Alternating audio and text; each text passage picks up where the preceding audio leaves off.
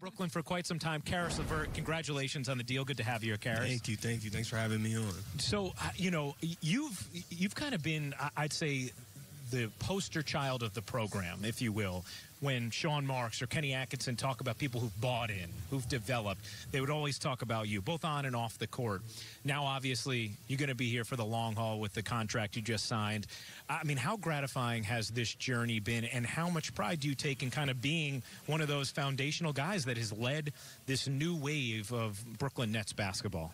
It's been super fun. You know, this was kind of the vision from day one. You know, when I got drafted, I remember talking to Sean and Kenny on the phone and talking about, 3-4 years down the line, what we can be, and what we can become as a team and individually, the goals that I have for myself. And I feel like I'm on the right path, and there's still more to accomplish. Caris, what about, your approach to this summer? You played extraordinary basketball through the postseason and through the playoffs, and we saw you really, as you came back from injury, playing some of the best basketball that we've seen. What's your summer been like, and how have you tried to take your game now to another level as you enter this season?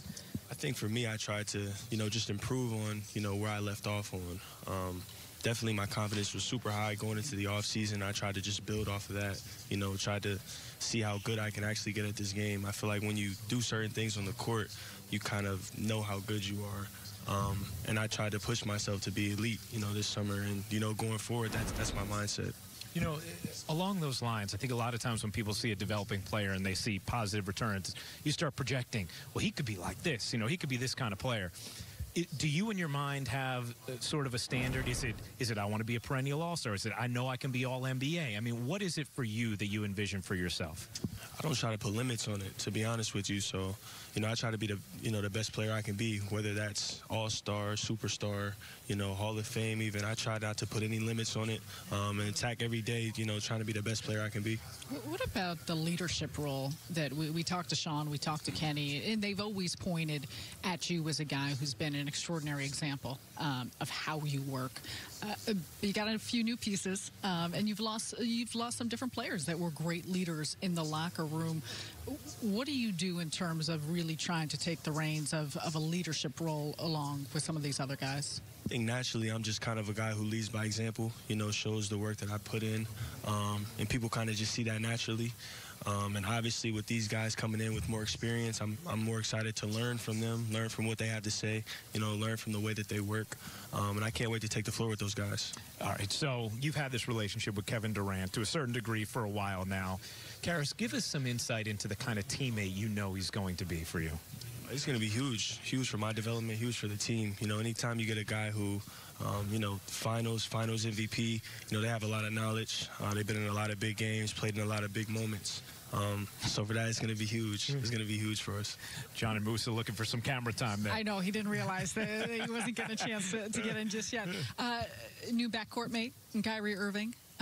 Describe what you feel like the play and how the play between you two will be a little bit different than what you had last year, and the ways in which you're looking to find some synergy with him. I think it'll be honestly really similar. I feel like we're a team who kind of utilizes the backcourt, utilizes mismatches in the backcourt that we have, and obviously Kyrie's going to pose a lot of those mismatches for the other team. So I feel like playing off of each other would be huge for us, and then learning from him as well. The summer's been huge for us, just building chemistry and things like that. There's so much excitement around this, and obviously the job changes a little bit for Kenny Atkinson as well. It goes from a team with developing young talent to all of a sudden a team with great expectations. Knowing Kenny's style the way that you do, how do you think it's going to mesh with Kyrie and Kevin in the way that they want to play? They were just talking about that was one of the appeals to them and why they came here. I think they'll love Kenny. He's a really competitive coach, someone who, kind of pulls the best out of each player. And he's a player's coach, just from his background being, on that side of things. So like I said, I think they'll love Kenny. I think they'll love the organization, everyone surrounding it, and it'll be a great experience. There's so much buzz, as we can see here in Media Day, a little different than it's been the past few seasons. But you guys get to work tomorrow, and I know you've been in the gym and you've all been here together, but training camp actually officially begins tomorrow. For you, does it feel different? Is there a different feel as you head into this preseason?